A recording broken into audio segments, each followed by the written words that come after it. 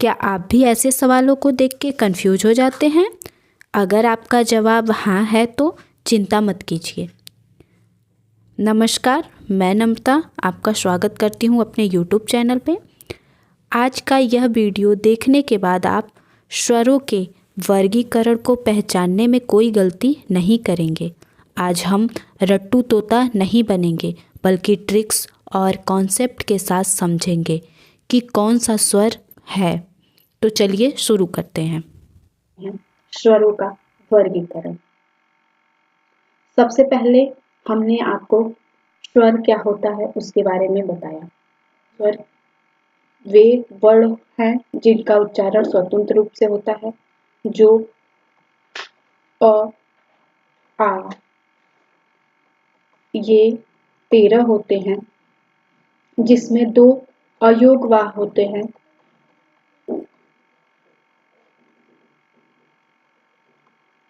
अंग और अह।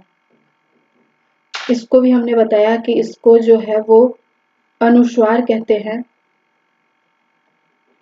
और जो ये है वो विसर्ग है।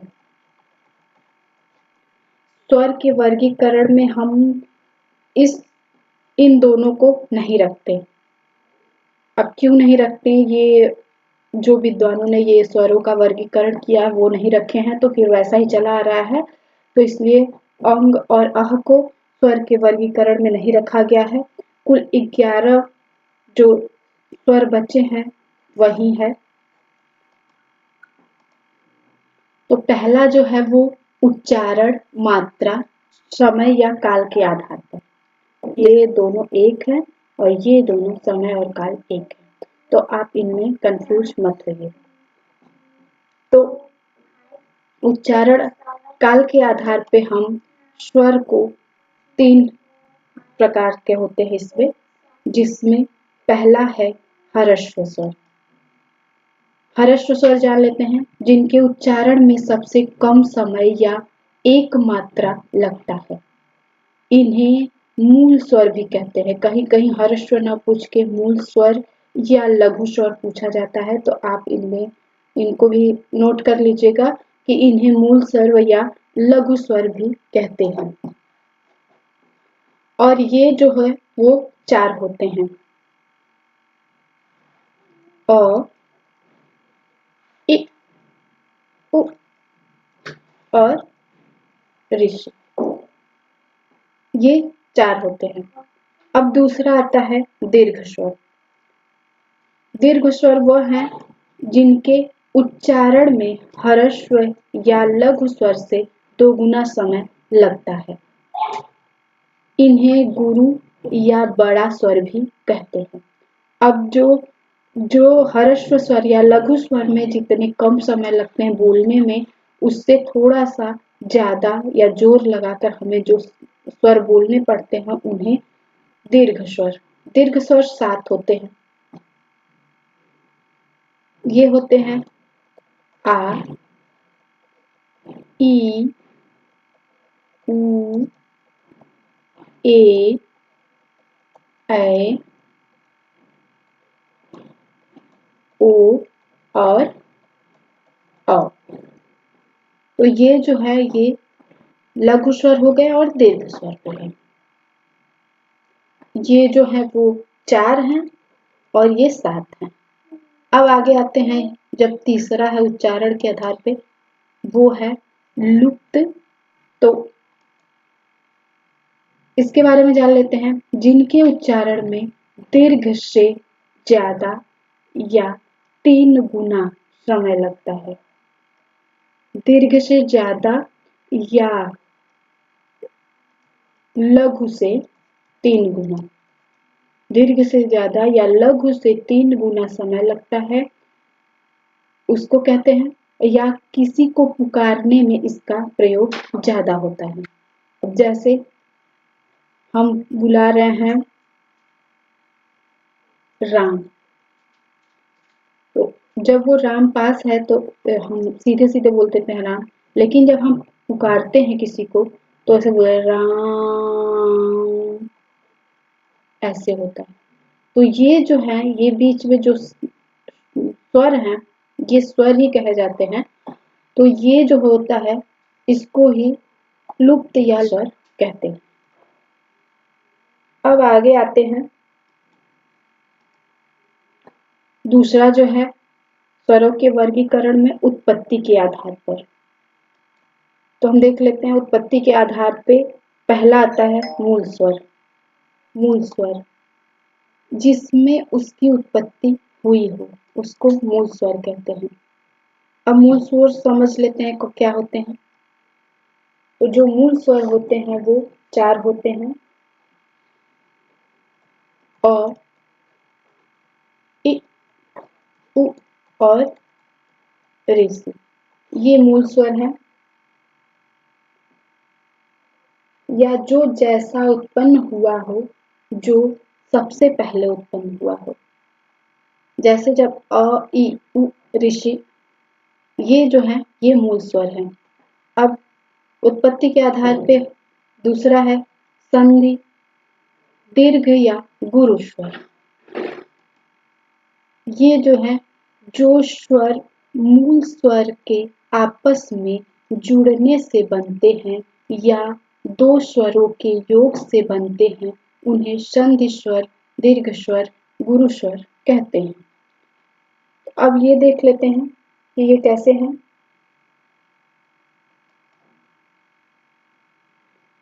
ये 2 हैं।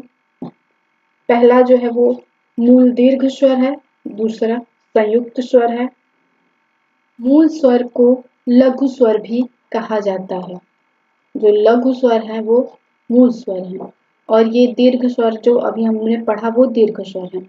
अब लेकिन इसे हम मूल दीर्घ स्वर कैसे समझेंगे और संयुक्त स्वर को कैसे समझेंगे इसको देख लेते हैं।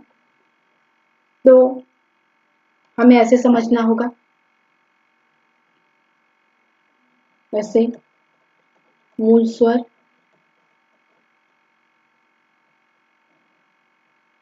मूल दीर्घ स्वर और ये संयुक्त स्वर।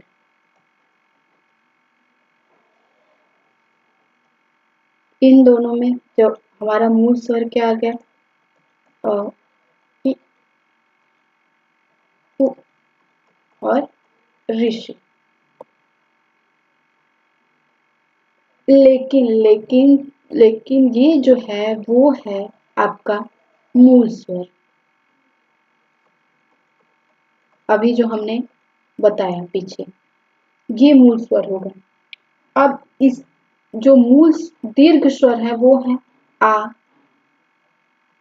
ई और ऊ।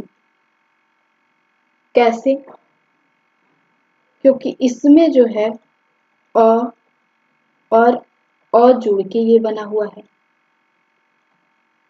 और ये इ, इ जुड़ के बना हुआ है और ये उ जुड़ के बना हुआ है। और इनको जो है जब ये अपने सजाती स्वर से जुड़े हैं, मतलब सेम समान, तो समान है तो इनको सजातीय स्वर भी कहते हैं। वो देख लीजिए, संयुक्त स्वर जो है वो है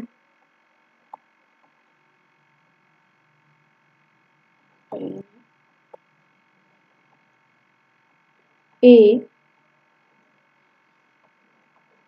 ऐ, ओ।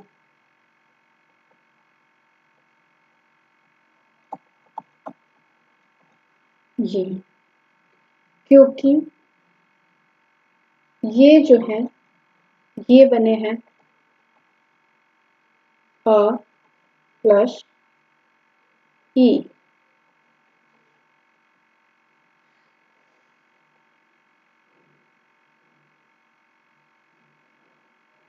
ये है और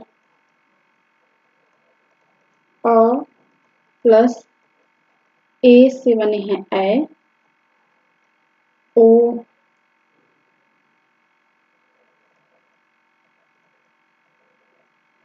अ प्लस उ, और जो औ है वो आपका अ,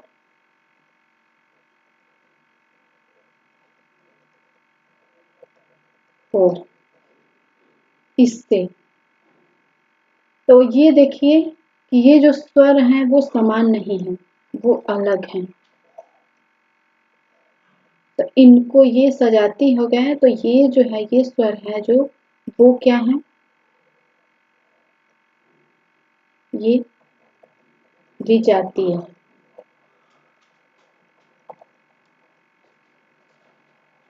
तो इनको भी याद रखिएगा कि एक मतलब सजातीय स्वर क्या होते हैं वो भी पूछ दिया जाता है मूल स्वर में। तो इनको मूल दीर्घ स्वर भी, ये मूल दीर्घ स्वर हैं।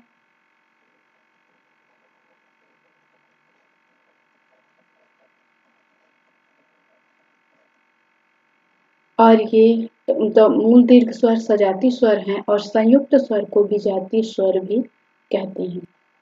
तो विजातीय कैसे है ये भी हमने आपको दिखा दिया। तो यहाँ संयुक्त संयुक्त स्वर कह सकते हैं कि दो अलग अलग स्वरों को जो मिला के बनता है वो संयुक्त स्वर बनता है। अब अलग अलग स्वर ये हैं, अ और ई मिलके ए बना, तो ये अलग स्वर हैं, ये अलग स्वर हैं, तो ये बना, ये संयुक्त स्वर है।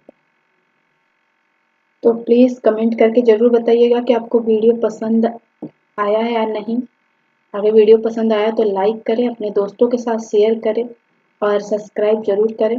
तो मिलते हैं अगले वीडियो में यही स्वरों के वर्गीकरण में। तब तक के लिए आपका बहुत बहुत धन्यवाद।